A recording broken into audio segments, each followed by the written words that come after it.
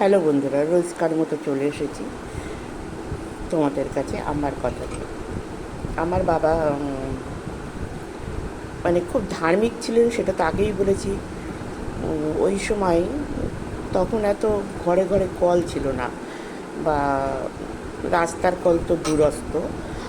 আর মানে রাস্তার ধারে নিজেদের বাড়িতে তো কল ছিল না, নোংরা জলই সব খেত, নদীর জল, পুকুরের জল। কারণ একটা কল করতে প্রচুর পয়সা। এখনকার মানুষরা গরিব বলে, কিন্তু আমার মনে হয় অ্যাকচুয়ালি গরিব কি তারা জানেই না। তখন একটা ছেঁড়া কাপড়ের জন্য লোকের কাছে চাইতে আসতো। এখন মানুষের দিকে খাবার, কাপড় এসবের কোনো অভাব নেই। মানুষ বলে গরিব, কিন্তু সেই গরিবটা মানে আমাদের সময়ের গরিবের থেকে অনেক অনেক আলাদা। তো আমার বাবা ওই বস্তি এলাকায়, আমাদের ওইদিকে কলোনি পাড়া বলতো, তো ওরকম কল বসিয়ে দিয়েছিল দুখানা।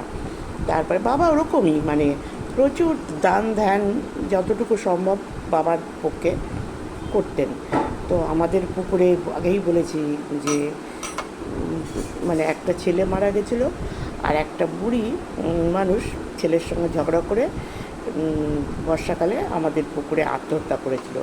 আমরা মানে উপরে বর্ষাকালে আমরা সব বসে আছি, উপরে বসে চা খাচ্ছি, মানে পুকুরের ধারে বারান্দায় বসে চা খাচ্ছি।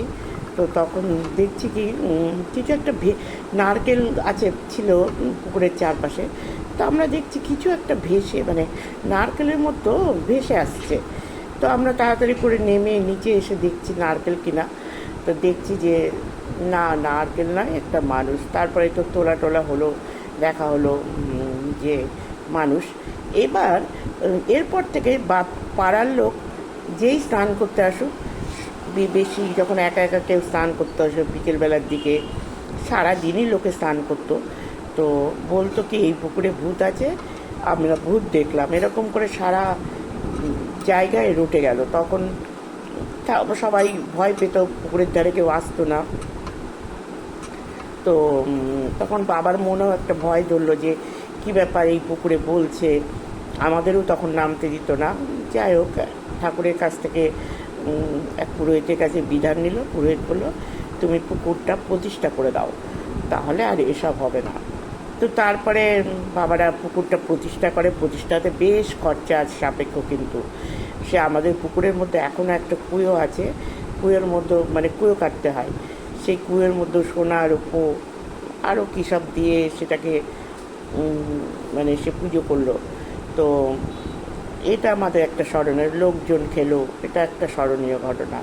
আর তাছাড়া বলেইছি আমাদের মহোৎসব হতো, তাতে তো প্রচুর লোক খেত। ওই একই সঙ্গে মহোৎসব এবং আগের দিন বোধহয় পুকুর প্রতিষ্ঠা হলো, যেদিন অধিবাস থাকে সেদিন পুকুর প্রতিষ্ঠা হলো, পরের দিন মহোৎসব হলো। সে প্রচুর লোকজন তো ওই সময় খেয়েছিল। এটা আমাদের স্মরণীয় ঘটনা। আর বাবা আরেকটা কাজ করেছিলেন, আমাদের এখনও বাড়ি সেই গাছ দুটো রয়েছে, বট আর পাকড় লাগিয়েছিল ঠিক রাস্তার মোড়ে একসাথে, বাবা আর মা। তারপর সেটা যখন বড় হয় সবাই বলে এটার বিয়ে দিতে হয় যদি একসঙ্গে এরকম লাগানো হয়। তো বাবা সেটাও করেছিল, বিয়ে দিয়েছিল, এবং প্রচুর লোক খেয়েছিল। লুচি, বোঁদে, তরকারি, আর কি এরকমই, আর কিছু মনে নেই, এইটুকুই মনে আছে। আমাদের অনেক স্কুলের বান্ধবীরাও সেই নিমন্ত্রণ খেতে এসেছিলো। তো এটা আমাদের কাছে আমার প্রথম দেখা আমার বাবার এই কাজ, মানে এরপরে দ্বিতীয় আমরা কারোর কাছ থেকে দেখিনি। এটা একটা বিশাল আমাদের মনে জায়গা নিয়েছে। তো আজকে এইটুকু, বাই বাই, পরে আবার হবে।